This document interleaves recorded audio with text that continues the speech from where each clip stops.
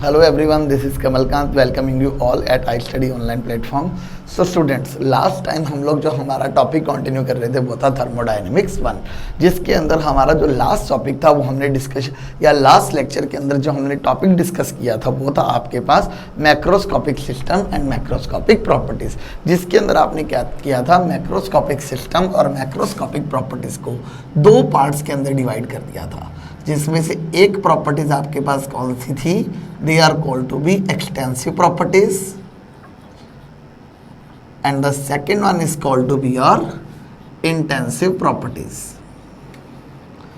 The one is called as extensive properties and another one is called as the intensive properties. तो इस चीज़ के लिए मैंने आपको एक छोटी सी ट्रिक याद करवाई थी कि आपके पास इन दोनों प्रॉपर्टीज़ में से ऐसी कौन सी प्रॉपर्टीज़ है जो अमाउंट ऑफ मैटर से क्या होगी, इंडिपेंडेंट होगी. उसके लिए हमने क्या बोला था कि यहाँ पर आई एन है और वर्ड इंडिपेंडेंट भी जो है वो आई एन से स्टार्ट होता है. तो इसका मतलब आपके पास जो इंटेंसिव प्रॉपर्टीज़ हैं they are independent of amount of substance, amount of substance present in system. Clear. तो आपके पास हमने क्या बोला था कि जो इंटेंसिव प्रॉपर्टीज होंगी दे do not depend upon the amount of substance present in the system, जबकि आपके पास अगर ये इंडिपेंडेंट है तो इसका मतलब ये आपके पास क्या है, डिपेंडेंट. तो हम लोग क्या बोलेंगे, they are dependent to, they are dependent to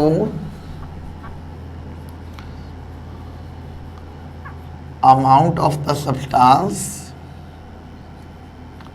they are dependent to amount of the substance present in the system. कि आपके पास एक्सटेंसिव प्रॉपर्टीज़ ऐसी प्रॉपर्टीज़ होंगी जो अमाउंट ऑफ सब्सटेंस के ऊपर डिपेंड करेंगी जो सिस्टम के अंदर प्रेजेंट है. और फिर हमने बात की थी इनके एग्जांपल्स के बारे में कि आपके पास जो एक्सटेंसिव प्रॉपर्टीज़ हैं वो एक्चुअली क्या है आपके पास, they are the volume, mass, internal energy, entropy,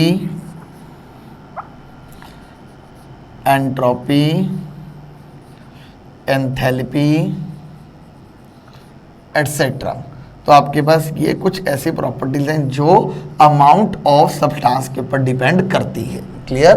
और इसी तरह से अगर इंटेंसिव प्रॉपर्टीज के एग्जांपल की बात करें तो इनमें आपके पास कौन कौन सी आती हैं, the very first one is pressure, after that we have is the temperature, next one we consider as the refractive index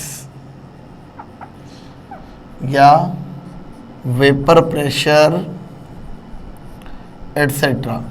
ये आपके पास कुछ ऐसी प्रॉपर्टीज होंगी जो अमाउंट ऑफ सब्सटेंस के ऊपर डिपेंड नहीं करती हैं या अमाउंट ऑफ सब्सटेंस से क्या हैं, इंडिपेंडेंट है. क्लियर. तो अब देखिए हम लोगों को यहाँ पे क्या प्रूव करके बताना है कि आपके पास जो ये प्रॉपर्टीज़ हैं ये अमाउंट के ऊपर डिपेंड नहीं करती हैं और ये जो प्रॉपर्टीज़ हैं ये अमाउंट के ऊपर डिपेंड करती हैं.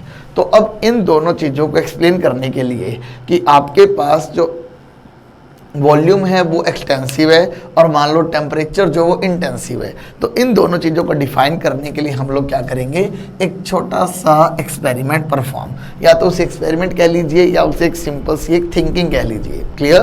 तो देखिए इसकी एक्सप्लेनेशन के लिए हमने क्या किया, for the explanation what we took, हमने सिंपल सी चीज़ यहाँ पर क्या बोली आपके पास कि इन दिस एक्सप्लेनेशन मैंने क्या किया, एक सिस्टम कंसीडर कर लिया. Late us consider a system. उस सिस्टम की हमने कोई एक अमाउंट क्या कर दी, फिक्स कर दी. Amount get fixed. क्लियर. आपने उसकी एक पर्टिकुलर अमाउंट ले ली. अब हम लोग क्या बोलेंगे कि मान लो मैंने दो क्वांटिटीज ले ली. Let us consider two properties. कौन कौन सी आपने दो प्रॉपर्टीज ली हैं, one is the volume and second one is the temperature. V represents here is the volume and T represents here is the temperature.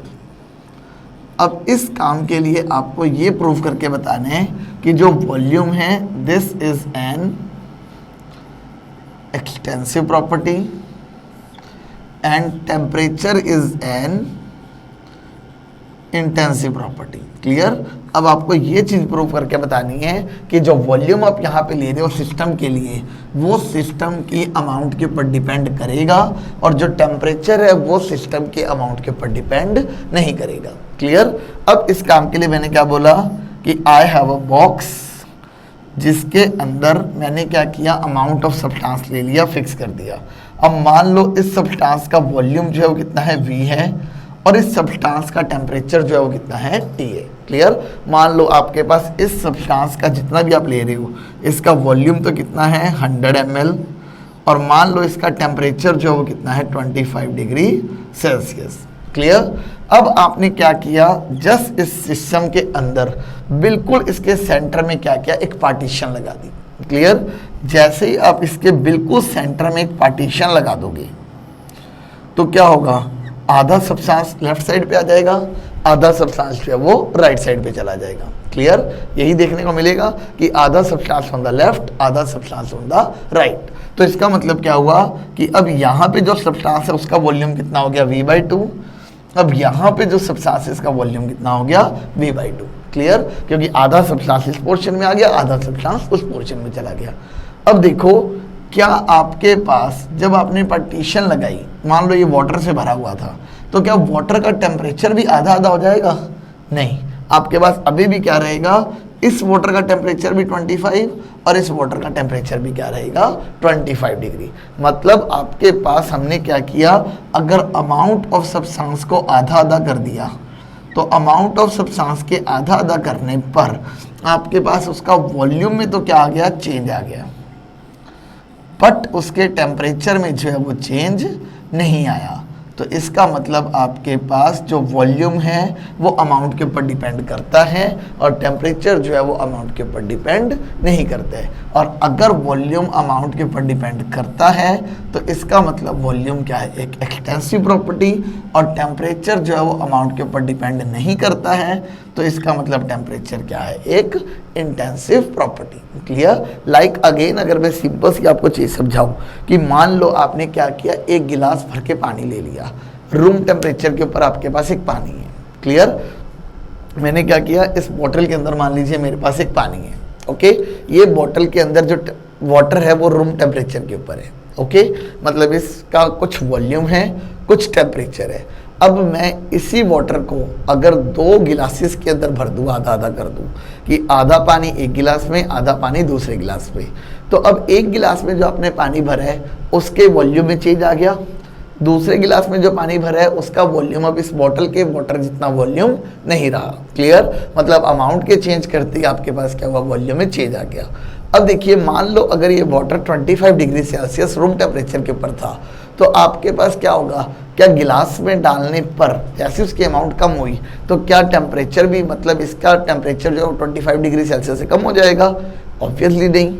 इसी तरह अगर दूसरे गिलास में आप डालोगे तो उसका भी वाटर का जो टेम्परेचर है वो चेंज नहीं होगा। तो हमने क्या बोला कि अगर आप कभी भी किसी भी चीज़ की अमाउंट के अंदर चेंज लेके आते हो तो उसके वॉल्यूम में 100% चेंज आता है, बट उसके टेम्परेचर में चेंज नहीं आता है। जो टेम्परेचर उस वक्त था वो टेम्परेचर उसका उतना ही रहेगा। क्लियर? तो इसका मतलब वॉल्यूम जो है वो किसके ऊपर डिपेंड कर रहा है, that depends upon the amount of substance, but temperature जो है वो अमाउंट के ऊपर डिपेंड नहीं कर रहे हैं। क्लियर? और अगर टेम्परेचर जो है वो अमाउंट पर डिपेंड नहीं कर रहा है तो इसका मतलब आपके पास temperature must be an intensive property whereas volume must be an extensive property. Clear?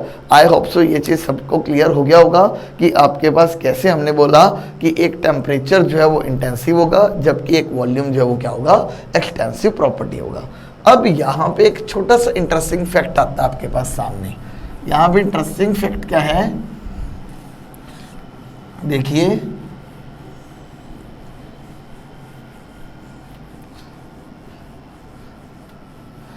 what is the interesting fact about this? We said that it is interesting to know that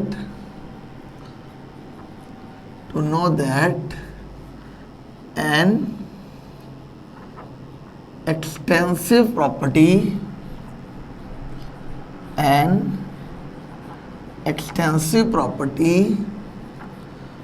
will become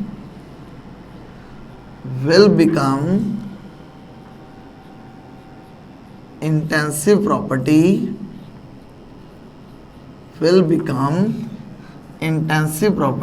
if the amount of substance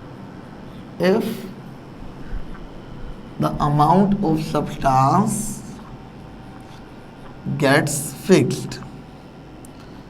कि आप क्या करोगे, हमने ये चीज notice किया कि आपके पास किसी सिस्टम के लिए जो एक्सटेंसिव प्रॉपर्टी है वो कभी कभार क्या बन जाती है, इंटेंसिव बन जाती है। विल बिकम इंटेंसिव कब, जब आप उसकी अमाउंट ऑफ सब्सटेंस को क्या कर देते हो, फिक्स कर देते हो। क्लियर? इस चीज के लिए देखो एक बेस्ट एग्जांपल है आपके पास। फॉर एग्जांपल हम लोग क्या बोलते हैं, pressure is an intensive property. यही चीज है, pressure is an intensive property. Second चीज, force is an extensive property.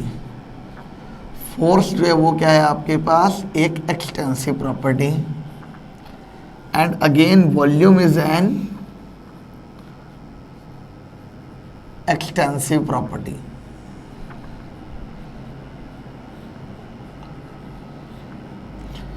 But इन दोनों एक्सटेंसिव प्रॉपर्टी से बनी हुई आपके पास एक चीज है, that is force upon volume. क्या होता है, this is a pressure. But pressure आपके पास क्या हो गई, एक इंटेंसिव प्रॉपर्टी। क्लियर? अब देखिए इस चीज को हम लोग कैसे डिफाइन करते हैं।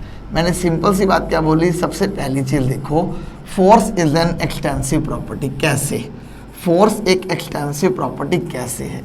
हम लोग क्या बोलते हैं, फोर्स क्या होता है, किसी चीज के ऊपर हमने वर्क करना है तो हमें क्या करना पड़ेगा, उसके ऊपर एक फोर्स लगानी पड़ेगी। मान लो मुझे क्या करना है, इस मार्कर को उठाना है, तो उस मार्कर को उठाने के लिए मुझे क्या करना पड़ेगा, एक फोर्स लगाना पड़ेगा। अगर इस मार्कर के अंदर अमाउंट ऑफ सब्सटेंस ज़्यादा होगा तो उसे उठाने के लिए मुझे ज़्यादा फोर्स लगाना पड़ेगा। अगर इस मार्कर के अंदर अमाउंट ऑफ सब्सटेंस कम होगा तो इस मार्कर को उठाने में मुझे क्या करना पड़ेगा, कम फोर्स लगाना पड़ेगा। ऑब्वियस ही बात है, अगर मान लो ये मार्कर बहुत ज़्यादा भारी होता है तो इसका मतलब मुझे उठाने में ज़्यादा फोर्स लगाना पड़ेगा। अगर यही मार्कर बहुत ही हल्का है तो इसे उठाने में मुझे ज़्यादा फोर्स नहीं लगानी पड़ेगी। मीन्स अगर आपके पास इस चीज़ के अंदर अमाउंट ऑफ सब्सटेंस ज़्यादा होगा तो फोर्स ज़्यादा, अगर अमाउंट ऑफ सब्सटेंस कम होगा तो फोर्स कम। तो इसका मतलब फोर्स जो है किसके ऊपर डिपेंड करता है, अमाउंट ऑफ सब्सटेंस के ऊपर। तो इसका मतलब फोर्स क्या बन गया, एक एक्सटेंसिव प्रॉपर्टी। क्लियर? इसी तरह से अगर वॉल्यूम की बात करें तो अभी अभी हम लोग एक्सप्लेनेशन में प्रूव करके हटे हैं कि volume is an extensive property, क्योंकि अमाउंट के चेंज करने पर वॉल्यूम के अंदर चेंज आता है। अगर आपके पास अमाउंट ऑफ सब्सटेंस कम होती है तो उन चीज़ों का जनरली वॉल्यूम भी कम होता है। अगर अमाउंट ऑफ सब्सटेंस आपके पास ज़्यादा होता है तो उन्हीं चीज़ों का वॉल्यूम भी जो है वो क्या होता है, ज़्यादा होता है। क्लियर? तो इसका मतलब वॉल्यूम भी क्या है, एक एक्सटेंसिव प्रॉपर्टी है। बट जैसे ही हमने इन दोनों को डिवाइड किया, अब डिवाइड करने का हमेशा मतलब क्या होता है किसी भी चीज़ को, कि उसे पर यूनिट लिया जाए। क्लियर? आप लोग उस चीज को हमेशा क्या बोलते हो, पर यूनिट। अगर मुझे प्रेशर को भी डिफाइन करना होता है तो आप क्या बोलते हो, that is force per unit volume is called as pressure. यही डेफिनेशन दिया जाता है, क्योंकि देखो सिंपल सी बात है, मैंने बोला कि मेरे पास कोई एक सब्सटेंस है जिसका वॉल्यूम आपके पास क्या है, 100 ml, और उसके ऊपर जो फोर्स लगानी पड़ रही है the volume of the substance is 100 ml और उसके ऊपर फोर्स जो लगानी पड़ रही है वो लगानी पड़ रही है 100 न्यूटन। तो आपके पास प्रेशर कितना होगा, that will be the 100 newton divide by 100 ml। तो कितनी वैल्यू आ गई, that is 1 newton per ml। यही वैल्यू आई, मतलब 1 न्यूटन फोर्स लगाना पड़ेगा 1 ml पे, that is called as the pressure. यही चीज़ होती है। इसी तरह से अगर मैं बात कर दूं आपके पास कि आपको यही वॉल्यूम जो दिया गया वो दिया गया 200 ml किसी सब्सटेंस का, और उसके ऊपर जो आप फोर्स लगा रहे हो वो लगा रहे हो 50 न्यूटन, तो आपके पास प्रेशर कितना होगा, that is the 50 divide by 200। तो कितना बन जाएगा 1/4 न्यूटन पर ml। अब देखो यहाँ पर भी आपने जो बात की वो 1 ml में कितना फोर्स लगाना पड़ रहा है इसकी बात की, यहाँ पर भी आपने किसकी बात की कि 1 ml में कितना फोर्स लगाना पड़ रहा है। तो इसका मतलब हमने यहाँ पे क्या किया, जैसे ही वॉल्यूम को डिवाइड किया, इसका मतलब हमने वॉल्यूम की अमाउंट जो फिक्स कर दी कि आपका रिजल्ट जो आएगा वो हमेशा कितने के लिए आएगा, 1 ml के ऊपर कितना फोर्स लगाना पड़ रहा है। क्लियर। तो इसका मतलब अगर आप अमाउंट ऑफ सब्सटेंस को फिक्स कर देते हो, अमाउंट ऑफ सब्सटेंस यहाँ पे वॉल्यूम कितना फिक्स कर दिया हमने 1 ml, तो इसका मतलब आपके पास अगर वॉल्यूम फिक्स हो चुका है तो आपके पास ये पूरी क्वांटिटी जो है वो क्या बन जाएगी, एक इंटेंसिव प्रॉपर्टी बन जाएगी। क्लियर कि अब आपके पास ये जो चीज़ है वो अमाउंट के ऊपर डिपेंड नहीं कर रही, क्योंकि आपने अमाउंट को तो पहले ही क्या कर दिया, फिक्स कर दिया। क्योंकि वॉल्यूम को फिक्स करने का मतलब आपने किसको फिक्स कर दिया है, अमाउंट को फिक्स कर दिया है। क्लियर।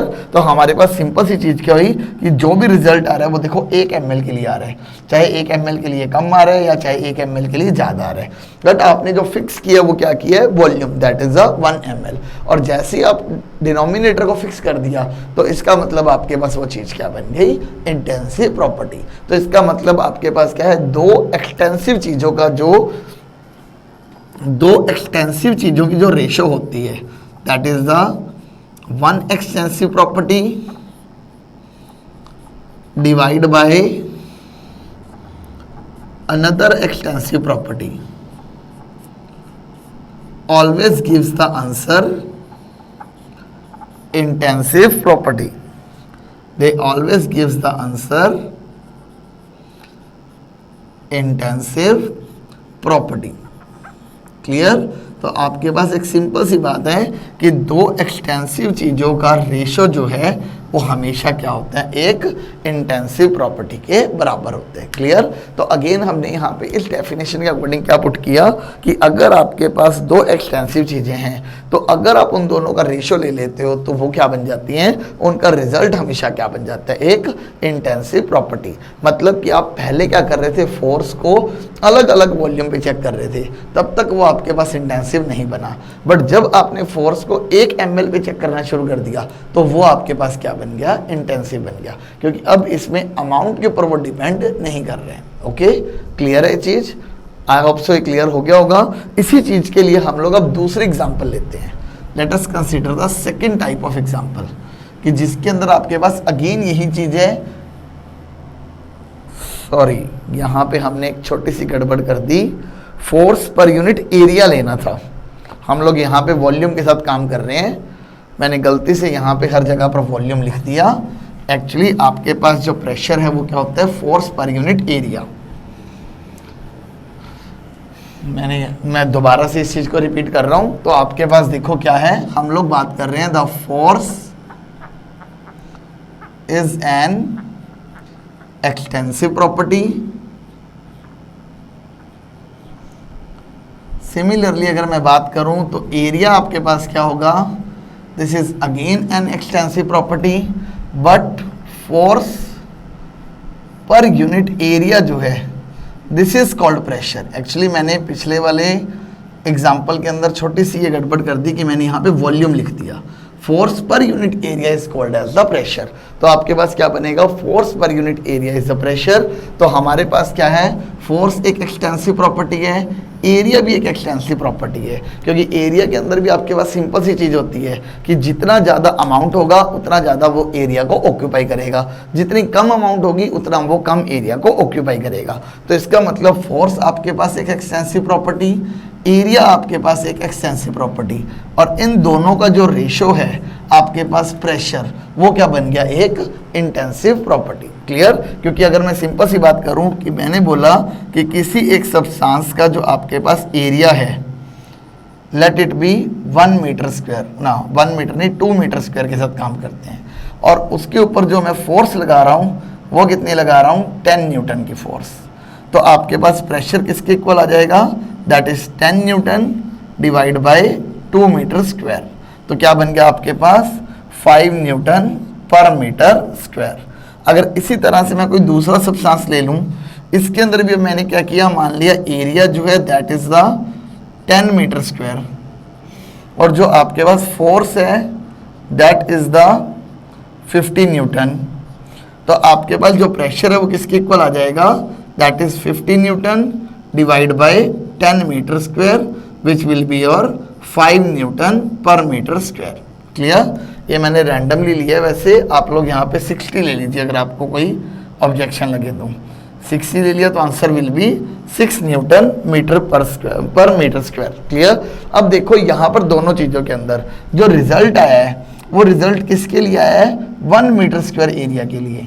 मतलब यहाँ पे आपने अगर दोनों तरफ एरिया को फिक्स कर दिया तो आपने अमाउंट ऑफ सब्सटेंस को क्या कर दिया, फिक्स कर दिया।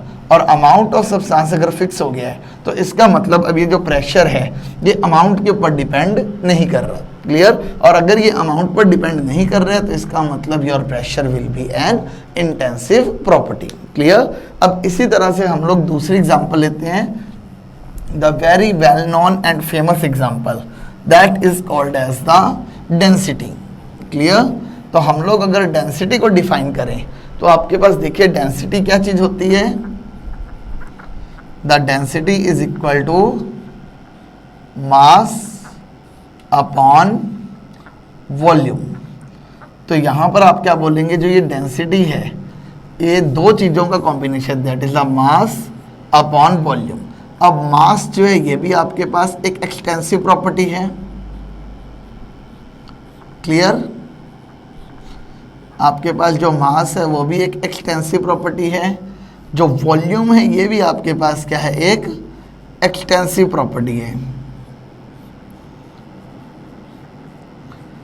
बट जब आप डेंसिटी को चेक करते हो तो density will comes out to be intensive property, कि आपके पास मास भी एक एक्सटेंसिव, वॉल्यूम भी एक एक्सटेंसिव, बट उन दोनों का रेशो जो है, मतलब उन दोनों से बनी हुई जो क्वांटिटी है दैट इज डेंसिटी, वो आपके पास क्या बन गई, एक इंटेंसिव प्रॉपर्टी। तो देखिए ऐसा किस तरह से होगा आपके पास कि ये दोनों तो क्या बन गई आपके पास एक्सटेंसिव, जबकि ये आपके पास क्या बन गई, एक इंटेंसिव। क्लियर? तो इन चीज़ों को अब हमें क्या करना है, थोड़ा सा थिंक अबाउट करना है। अब यहाँ पर अगेन देखिए, अगर मैं आपको एक वाटर दे देता हूँ, एक गिलास वाटर, सबसे पहली चीज़ तो मैं आपको डिफाइन कर देता हूँ कि डेंसिटी एक्चुअली क्या होता है। डेंसिटी एक्चुअली क्या होता है आपके पास, retardation to the flow of liquid. क्या हम लोग सिंपली क्या बोल देते हैं कि आपके पास जो डेंसिटी होती है वो आपके पास ये चीज़ रिप्रेजेंट करती है कि कितने कम से कम वॉल्यूम के अंदर आपके पास कितने ज़्यादा मॉलिक्यूल्स जो हैं वो प्रेजेंट है, या जितने ज़्यादा मॉलिक्यूल्स प्रेजेंट होंगे किसी भी लिक्विड के अंदर, उसके फ्लो के अंदर क्या आ जाएगा, उतना ही मोशन में कमी। क्लियर? तो हम लोग सिंपली इसको क्या डिफाइन कर देते हैं, that is number of molecules present in particular volume. Clear? कि आपके पास किसी भी एक लिक्विड के अंदर कितना ज़्यादा गाढ़ापन है या कितना ज़्यादा लाइटनेस है, उस चीज़ को हम लोग क्या बोलते हैं आपके पास, दैट इज़ द डेंसिटी। कि आपके पास कोई चीज़ जितनी ज़्यादा गाढ़ी होगी मतलब उतना ज़्यादा वो क्या है, डेंस है, और कोई भी चीज़ जितनी कम गाढ़ी होगी वो उतनी ही क्या है आपके पास, कम डेंस है। क्लियर? तो डेंसिटी को अगर हम लोग डिफाइन करने जाएं तो हमने क्या बोला कि आपके पास एक पर्टिकुलर वॉल्यूम के अंदर कितना मास प्रेजेंट होगा, उस चीज को हमने क्या नाम दे दिया, डेंसिटी। अगर आपके पास कम वॉल्यूम के अंदर ज्यादा मास प्रेजेंट है तो डेंसिटी ज्यादा है, अगर ज्यादा वॉल्यूम के अंदर कम मास प्रेजेंट है तो डेंसिटी आपके पास क्या है, कम है। क्लियर? अब यहां पर अगर देखो तो आपने अगर वॉल्यूम की अमाउंट फिक्स कर दी कि आपने ये हमेशा क्या लेना है, 1 ml, तो मतलब आपने अमाउंट जो है वो क्या कर दी, फिक्स कर दी, तो आपके पास जो डेंसिटी है वो भी क्या हो जाएगी, वो अब अमाउंट के ऊपर डिपेंड नहीं करेगी। क्लियर? क्योंकि अगर आपने ये बोल दिया कि पर यूनिट वॉल्यूम के बारे में हमें बात करनी है, कि हमें तो सिर्फ 1 सेंटीमीटर क्यूब के अंदर ही बात करनी है, अब उस सेंटीमीटर क्यूब के अंदर ज़्यादा मॉलिक्यूल भी आ सकते हैं, कम मॉलिक्यूल भी आ सकते हैं, अब हमें नहीं पता। अब उसके अंदर मास जो है वो ज़्यादा भी आ सकता है, उसके अंदर मास जो है वो कम भी आ सकता है। अब मास अगर ज़्यादा आ जाएगा तो डेंसिटी ज़्यादा हो जाएगी, अगर मास कम आ जाएगा तो डेंसिटी भी क्या हो जाएगी, कम हो जाएगी। अगर वॉल्यूम आपने फिक्स कर दिया तो अमाउंट जो है वो आपने फिक्स कर दी। क्लियर? अमाउंट फिक्स करने का मतलब क्या है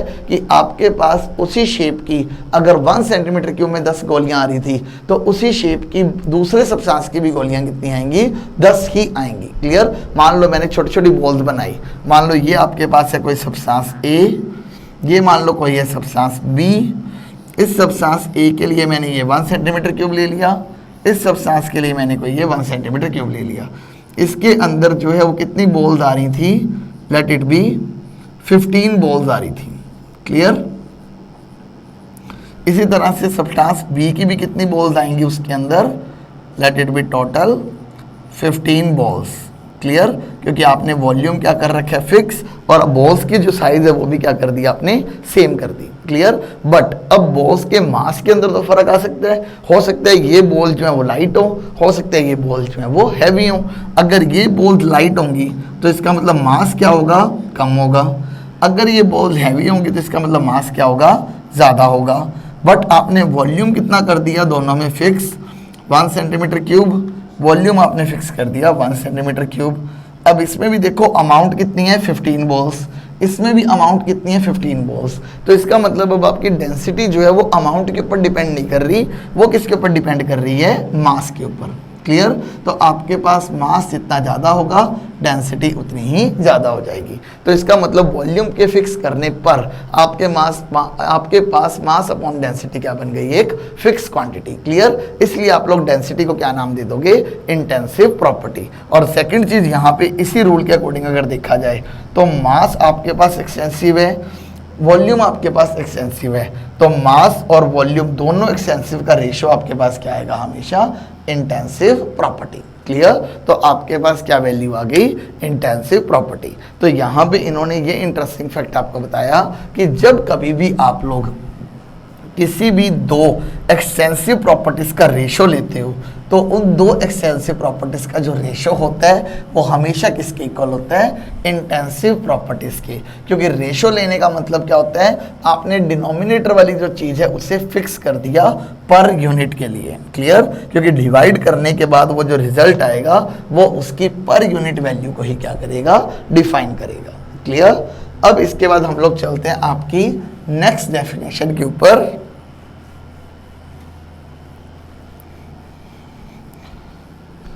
And the next definition about this is,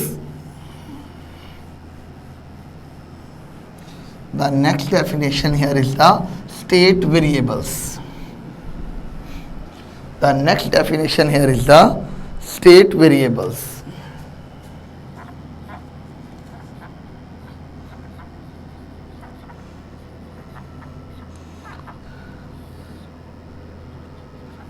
अब देखिए आपके पास स्टेट वेरिएबल्स क्या होते हैं। तो हम लोग क्या बोलते हैं कि आपके पास कुछ मेजरेबल प्रॉपर्टीज होती हैं, दोज मेजरेबल प्रॉपर्टीज, कुछ मेजरेबल प्रॉपर्टीज होती हैं किसकी, of the system, of the system which are required, जो कि आपको क्या होती हैं, जरूरी होती हैं, to represent the, which are required to represent the state of system, to represent the state of system is known as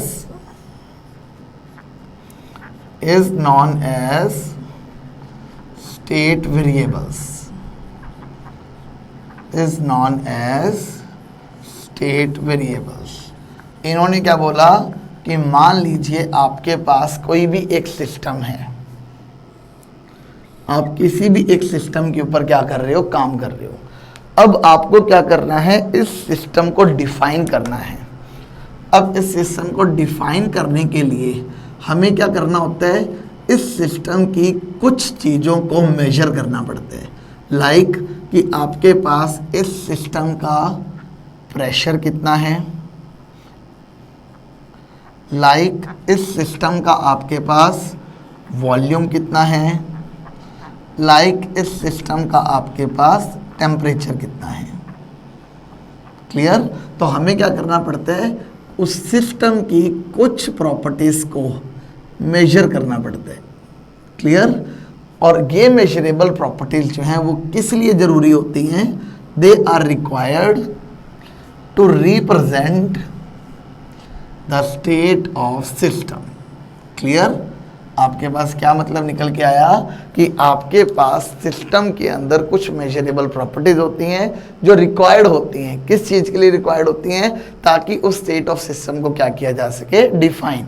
तो उस स्टेट ऑफ सिस्टम को डिफाइन करने के लिए जो वेरिएबल्स यूज़ किए जाते हैं, उन वेरिएबल्स को क्या बोला जाता है, सेट वेरिएबल्स, या उन प्रॉपर्टीज़ को क्या बोला जाता है, सेट वेरिएबल्स। क्लियर? वेरिएबल्स का वर्ड का मतलब यहाँ पे क्या है, जिनकी वैल्यू वेरी करती है, मतलब जिनकी वैल्यू जो है वो चेंज हो सकती है।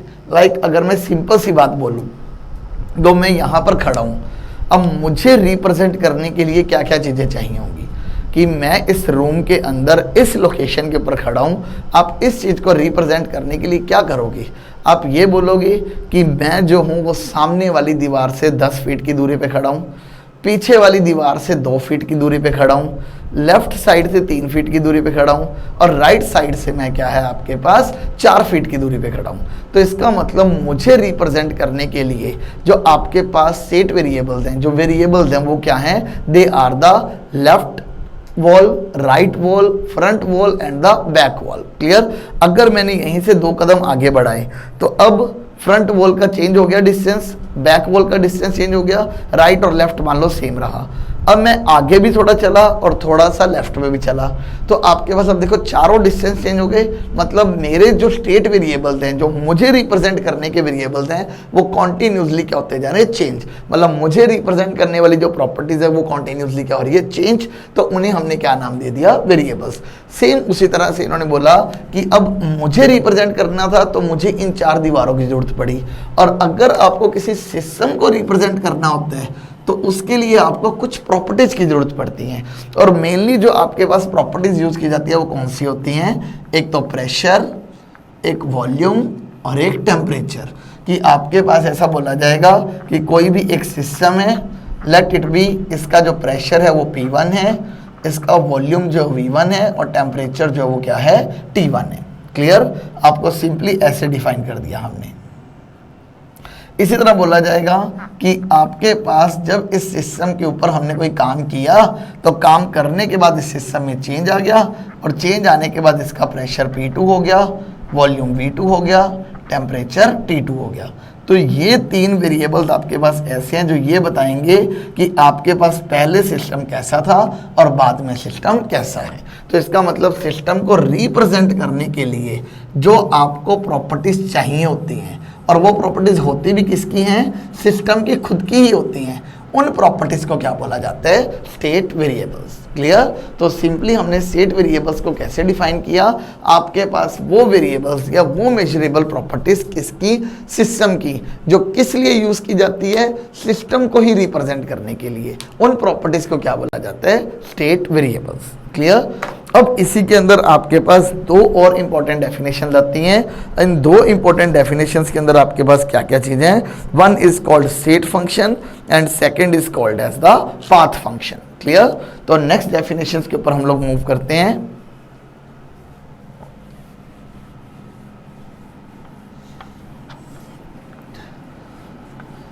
ये अभी तक आपका वही टॉपिक चल रहा है, that is the some basic definitions of thermodynamics, क्योंकि इसके अंदर काफ़ी सारी ऐसी टर्म्स हैं जो बार बार आपको यहाँ पे क्या करनी पड़ेंगी, यूज़ करनी पड़ेंगी। क्लियर?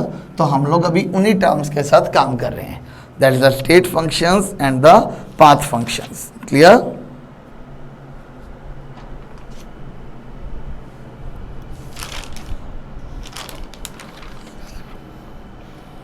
तो देखिए, सबसे पहले हम बात करते हैं स्टेट फंक्शन के बारे में।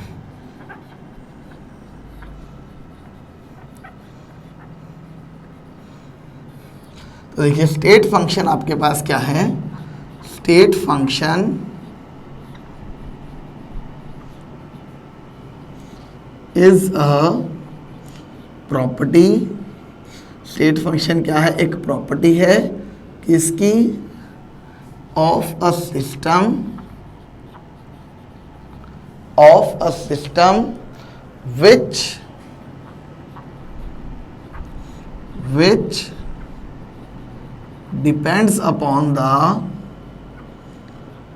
which depends upon the state of system, which depends upon the state of system and is independent of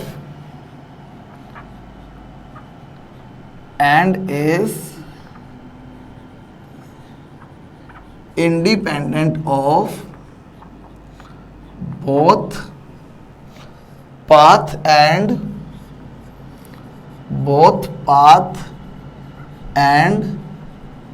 manner by which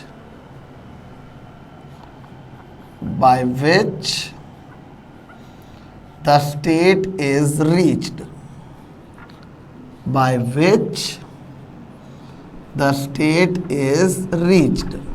अब देखिए, आपके पास एक सिंपल सी चीज हम लोग यहाँ पे डिफाइन करते हैं। क्या डेफिनेशन दे रहे हैं हम लोग कि स्टेट फंक्शन जो है आपके पास क्या है? एक प्रॉपर्टी है। State function is a property. किसकी प्रॉपर्टी है? सिस्टम की। जो किसके ऊपर डिपेंड करती है? Depends upon.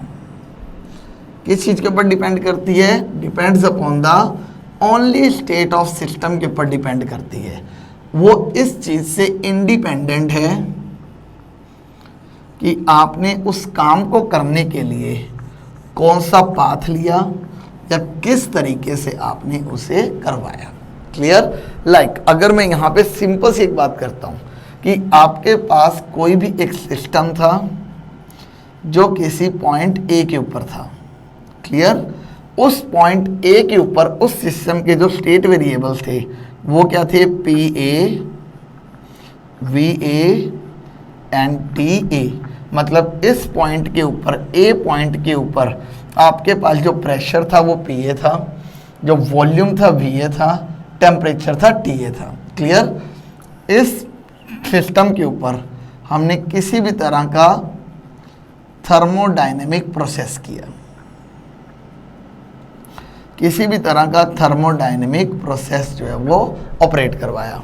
जैसे ही आपने इसके ऊपर कोई भी थर्मोडायनेमिक प्रोसेस करवाया तो ये ऑब्वियस ही बात है कि उस सिस्टम की जो स्टेट होगी वो क्या हो जाएगी? चेंज हो जाएगी। और उस सिस्टम की स्टेट चेंज होकर क्या बन गई? बी बन गई। क्लियर? अब अगर उस सिस्टम की स्टेट चेंज हुई है तो इसका मतलब उसका प्रेशर भी चेंज होगा, उसका वॉल्यूम भी चेंज हुआ होगा और उसका टेम्परेचर भी चेंज हुआ होगा। तो हमने क्या मान लिया? लेट इट बी, उसका प्रेशर पी भी हो गया, वॉल्यूम वी भी हो गया और टेम्परेचर क्या हो गया? वी भी हो गया। तो हमने क्या बोला कि इस थर्मोडायनेमिक प्रोसेस के अंदर आपने किसी सिस्टम ए को किसी सिस्टम बी तक ले गए, मतलब सिस्टम को पॉइंट ए से उठा करके पॉइंट बी तक ले गए, किसी सिस्टम को पॉइंट ए से उठा करके किसी पॉइंट बी तक ले गए। क्लियर? अब देखो ये चीज क्या बोल रहा है कि अब ये आपके पास कौन सी प्रॉपर्टी है? स्टेट फंक्शन, जो आपके पास इस सिस्टम की सिर्फ और सिर्फ इनिशियल स्टेट और फाइनल स्टेट के ऊपर डिपेंड करते हैं।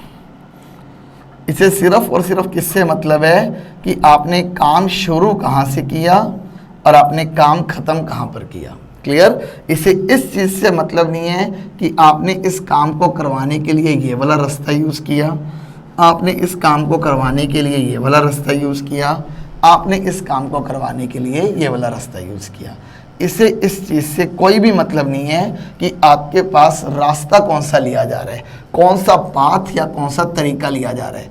इससे सिर्फ मतलब क्या है कि आपको यहाँ से काम शुरू करना है और यहाँ पर आपको काम ख़त्म करना है। क्लियर? इसे इस चीज़ से कोई मतलब नहीं है। तो ऐसी प्रॉपर्टी जिसके अंदर सिस्टम को इस चीज़ से कोई मतलब ना हो कि कहाँ से कहाँ किस तरह से काम किया जा रहा है, सिर्फ उसे इस चीज़ से मतलब होना चाहिए कि कहाँ से काम को शुरू करना है और कहाँ पर काम को ख़त्म करना है। Clear?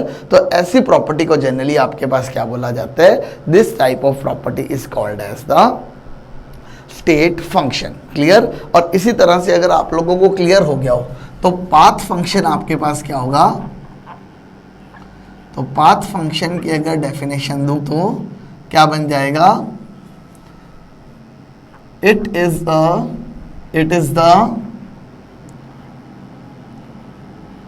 the property of system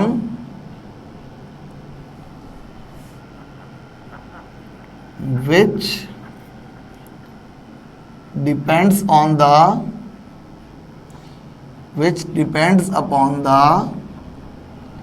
path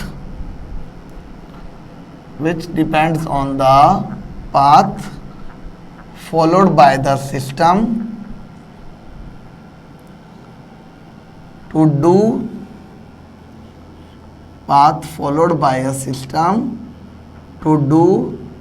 a particular thermodynamic process.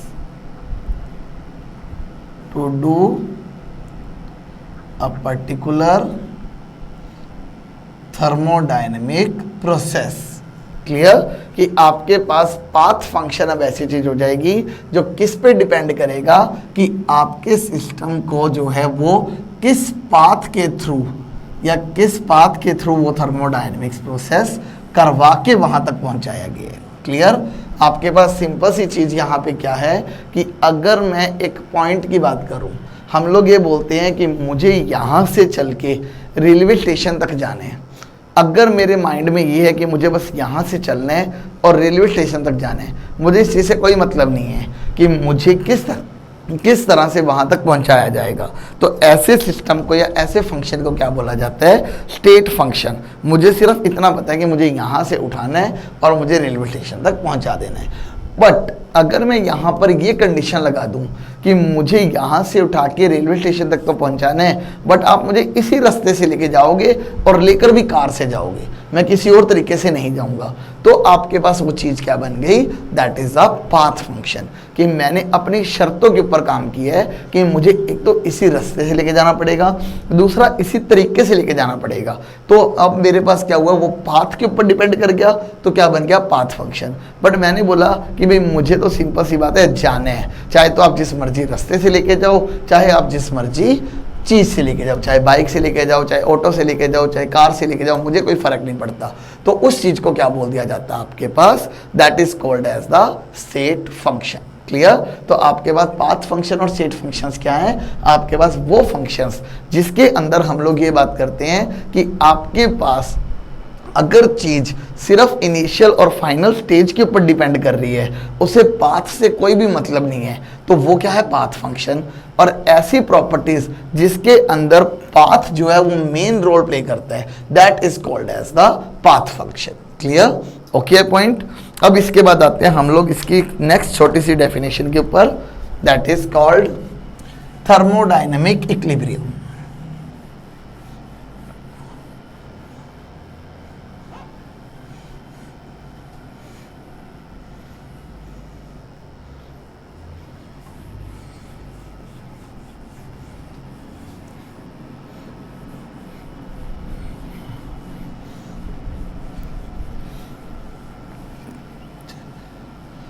देखिए, the next definition here is the thermodynamic equilibrium.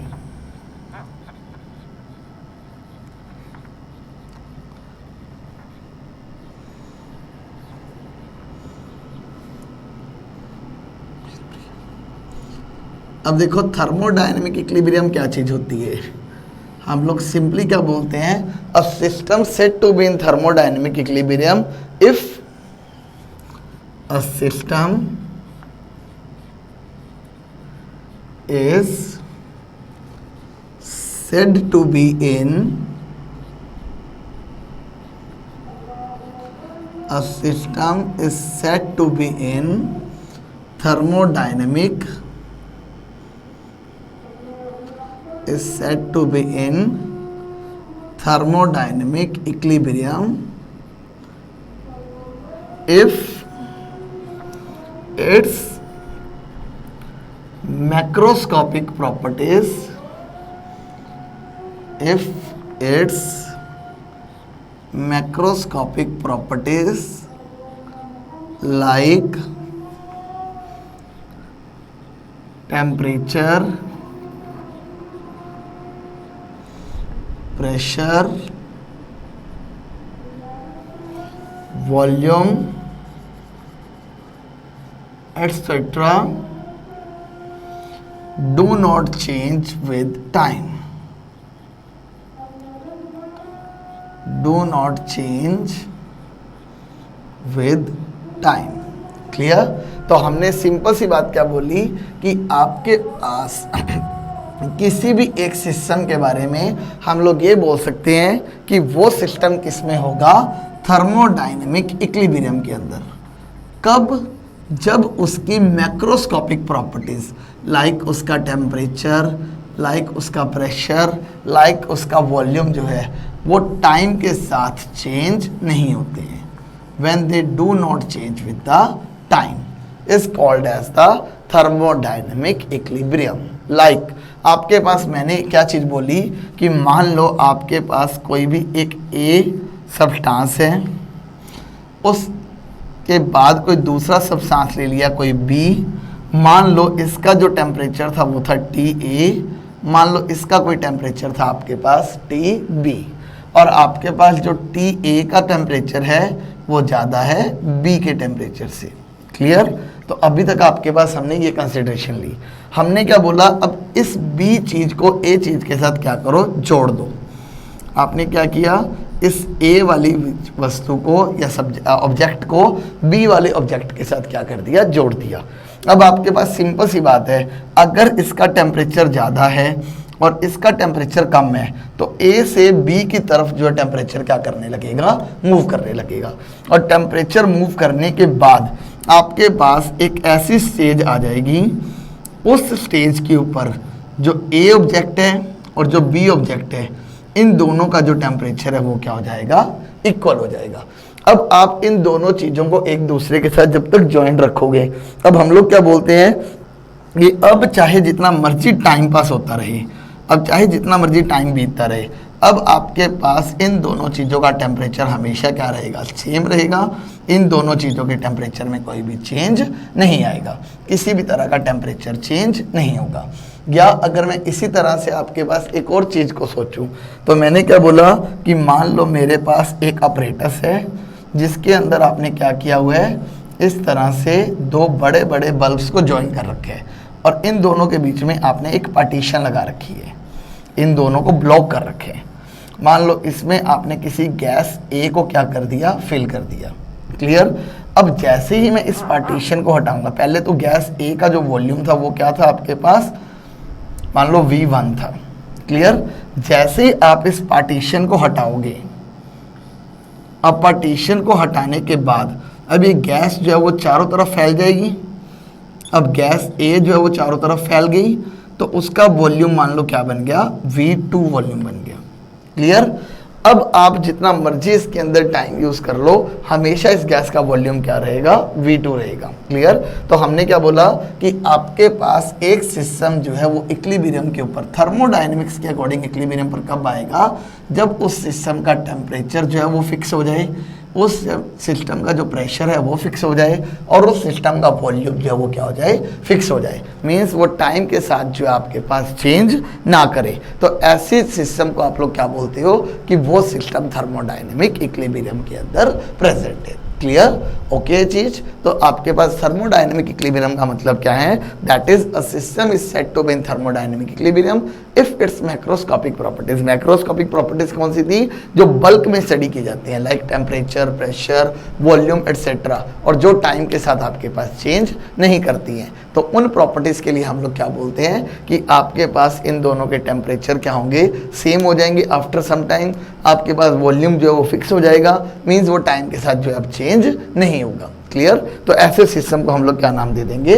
Thermodynamic equilibrium. Okay. इसी के बाद आपके पास अब जो लास्ट डेफिनेशन इसके अंदर आती है, that is the thermodynamic process, कि आपके पास अलग अलग टाइप के थर्मोडायनेमिक प्रोसेसेस कौन से होते हैं। फिर यहाँ पे आपके पास जो डेफिनेशंस का सिलसिला है वो क्या हो जाएगा? खत्म। और फिर आपके पास इसके मैथमेटिकल या डेरिवेशन टाइप के क्वेश्चन जो है वो स्टार्ट हो जाएंगे। क्लियर? तो हम लोग हमारे नेक्स्ट लेक्चर के अंदर फिर स्टडी करेंगे थर्मोडायनेमिक्स 1 के, that one is the thermodynamic processes. Generally आप लोगों ने अपनी लोअर क्लासेस के अंदर पढ़ रखी होंगी आइसोथर्मल प्रोसेस क्या होता है, एडियाबेटिक प्रोसेस क्या होता है, आइसोबारिक प्रोसेस क्या होता है, रिवर्सिबल, इरिवर्सिबल, साइक्लिक। इन चीज़ों के बारे में हम लोग क्या करेंगे हमारे नेक्स्ट लेक्चर के अंदर डिस्कशन। तो till then, thank you so much everyone.